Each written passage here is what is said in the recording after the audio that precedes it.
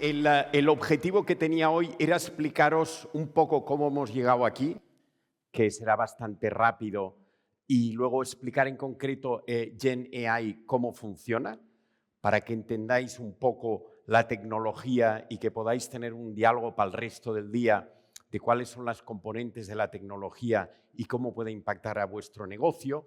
Y después, en la fórmula he puesto Complementary Assets, que el profesor Eric Brynjolfsson de MIT Sloan demostró que es importante no solo la tecnología, cómo la utilizas y cómo inviertes en ella, sino los otros activos de la empresa que se invierten para, de alguna manera, utilizar esto. Y os voy a dar 15 to-dos. Os pensabais que veníais aquí para no trabajar y os voy a dar 15 preguntas que espero que contestéis, al menos una de ellas. Y también os daré un poco una indicación de en el programa dónde cada una de estas cosas se va a tocar. Entonces, ¿dónde empieza esto? Esto de la inteligencia artificial empieza en la calle Notariat número 7 en Barcelona, Santiago Ramón y Cajal, ve las neuronas y como uno de los advisors de Morgan Talbot y que también fue mi thesis advisor, Tommaso Poggio, un profesor de MIT, ya casi emérito, me dijo, básicamente, la inteligencia artificial funciona porque hacemos lo mínimo que se puede hacer con las neuronas de Santiago Ramón y Cajal, que es sumar y multiplicar, y si el número sale muy alto, lo olvidamos. Y intentamos que los números no crezcan mucho, porque es como química en el cerebro, claro, si no explotaría el cerebro. Y no pasa nada hasta 2010. En 2010 se empieza a tener suficientes bases de datos y suficientes ordenadores para entrenar, y el entrenamiento se utiliza un algoritmo que se enseña en segundo de bachillerato. Antes de llegar a la universidad, en cualquier, y no me da tiempo a explicarlo, pero es lo más sencillo que uno se puede imaginar y además es muy fácil de demostrar que no tendría que funcionar, pero funciona. O sea, lo que nos dice la matemática, si Hilbert, esto es una cosa que me dijo Tommy Poggio, si Hilbert se levantara de sus sueños y viniera ahora, le podríamos explicar máximo 6 horas de cosas. Sabemos muy poco y todo lo que nos dice la matemática es que no tendría que funcionar, pero funciona. Y 2017 es cuando hay el gran, digamos, avance post-Santiago Ramón y Cajal, que es un artículo, que es Attention is all you need, que ya está a punto de ser el artículo que más se ha citado en toda la historia. Ahora mismo es el tercero, pero es un algoritmo muy sencillo y básicamente lo que te dice es cómo has de hacer la red neuronal, y ahora os explicaré cómo es, para poder emular un poco la capacidad de hacer historias y de dialogar. Y pensar que no es un sistema que está un poco aparte de vosotros, sino que el primer to-do que yo os quería dar y que espero que este día os sirva es que tú lo puedes tunear, y hay herramientas muy buenas, y a lo largo de las sesiones lo veréis, para que esto se adapte a lo que vuestra compañía quiere ser. ¿Cuántos de vosotros sabéis si vuestra compañía es femenina o masculina?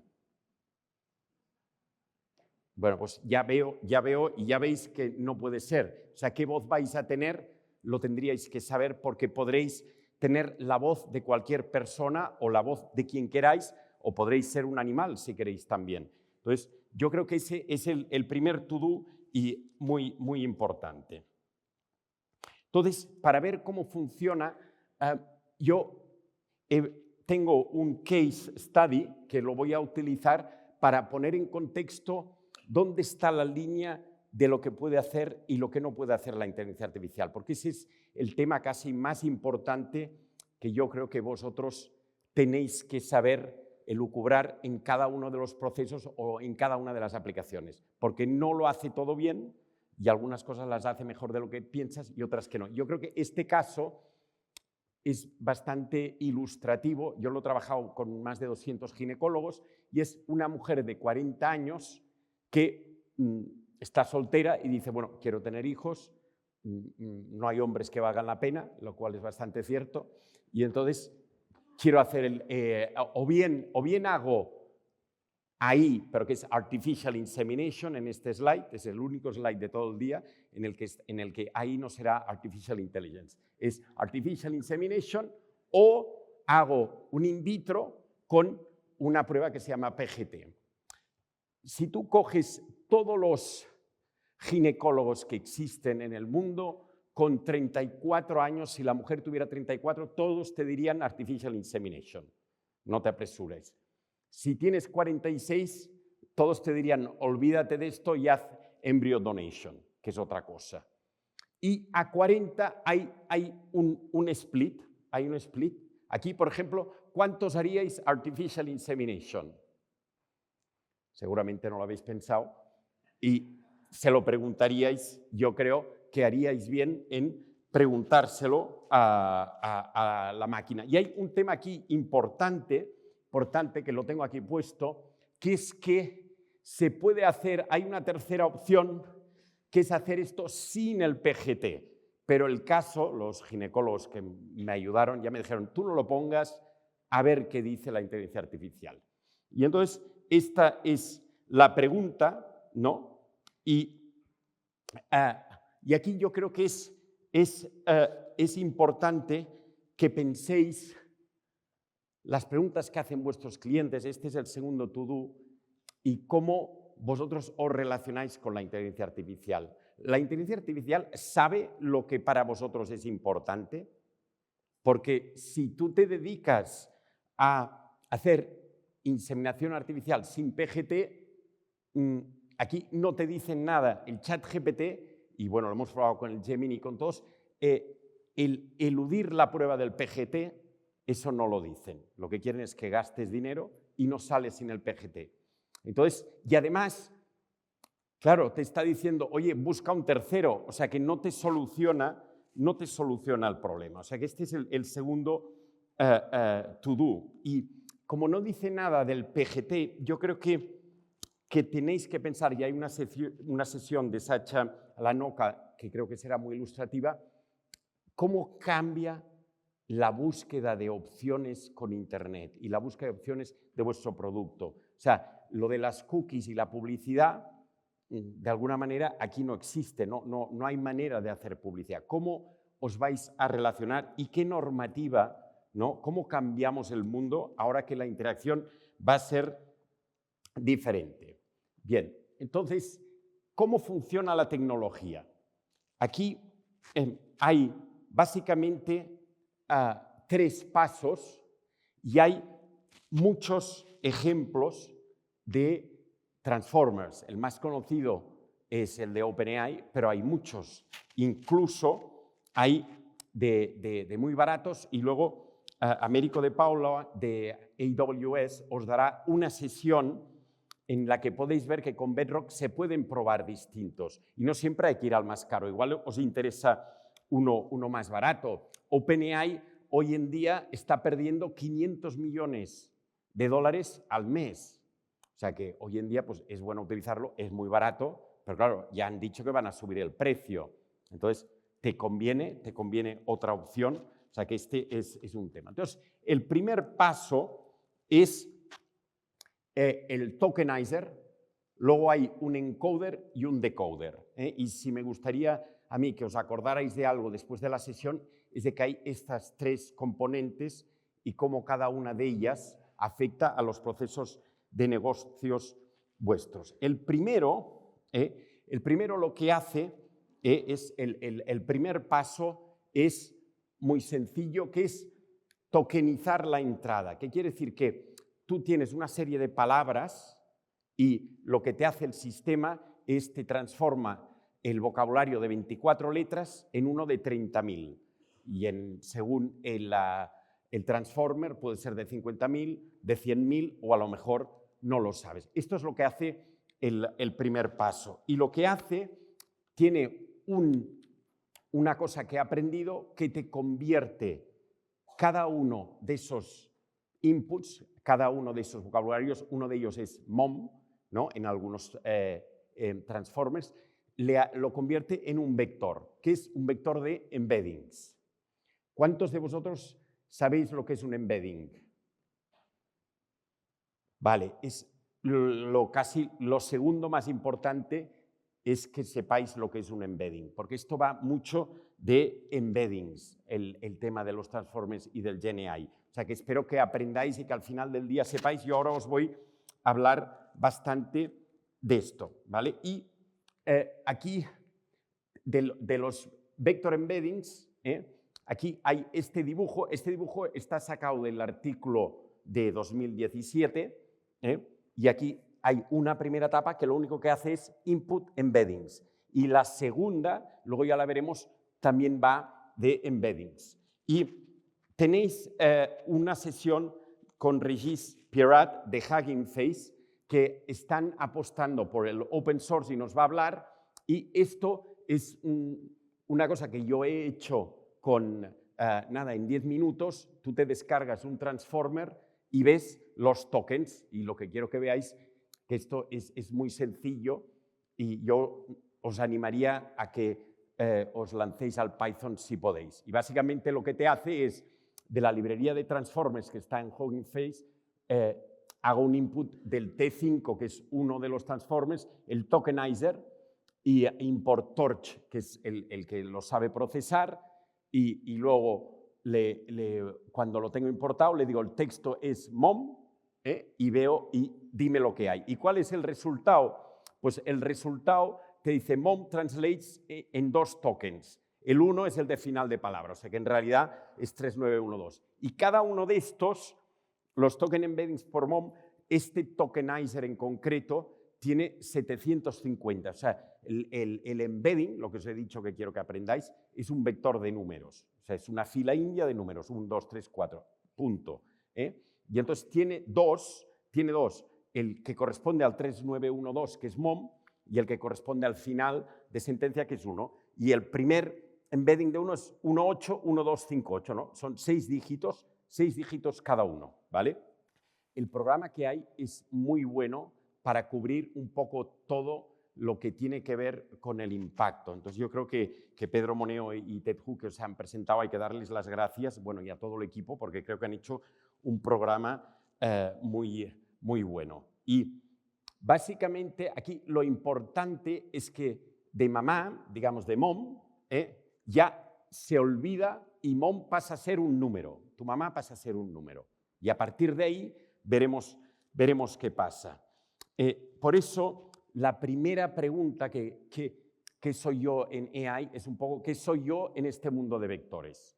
¿Qué voy a hacer yo como empresa y como persona con estos vectores? Entonces, aquí un tema interesante de, oye, o sea, todo lo que es mamá lo capturas en 50 números, porque pensar que aquí está todo, o sea, está lo que es mamá, pero también está lo que es mommy, lo que es momentum, o sea, otras palabras en otros idiomas, en lo que es momia en castellano, si es un transformer que habla varios idiomas, mom, compite, tienes momia, todo lo que se sabe de las momias y todo lo que sabe de las mamás está, pero de las mamás inglesas y de las irlandesas, y de todo lo que está ahí, y también todo lo que se sabe de demencia, de usar la palabra mom, y también de las madres, ¿no? O la empresa Momo. Todo está metido ahí.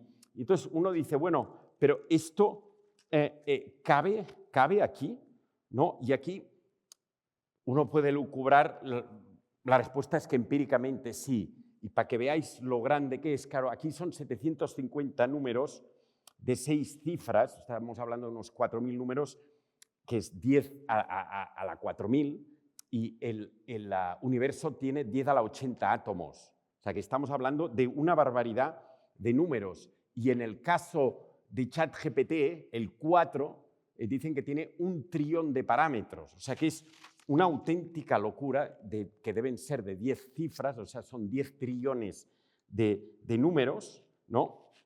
O sea que, y el de Hugging Face es seguramente un 0,02% de esto.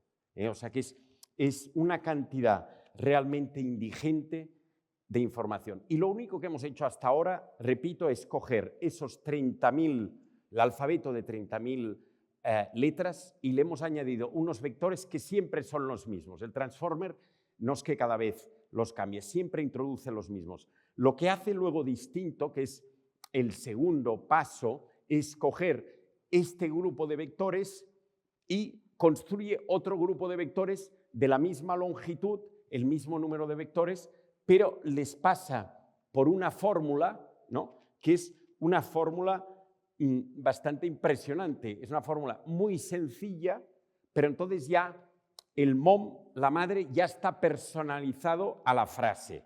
Si la frase está en inglés, pues las madres castellanas ya no cuentan, ¿vale? Y si la frase habla de que la madre es irlandesa, pues ya no cuentan las madres de otro lado. Y si la frase dice pues que a lo mejor que tiene demencia, pues entonces ya es otra cosa, ya está personalizado, ¿eh? Y esto son nuevos vectores. Entonces, aquí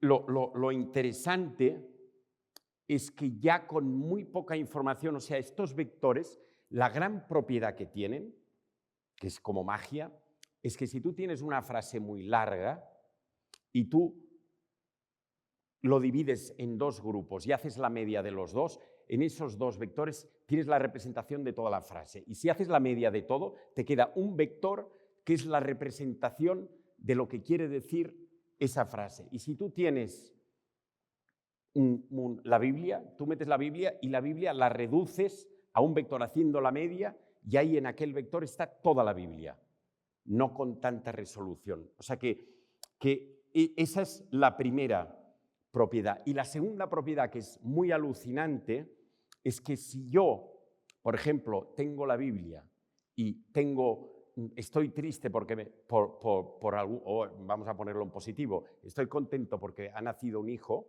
de un amigo, cuando tú multiplicas los dos vectores, el de la frase y el de la Biblia, te sale qué dice la Biblia de los niños que nacen.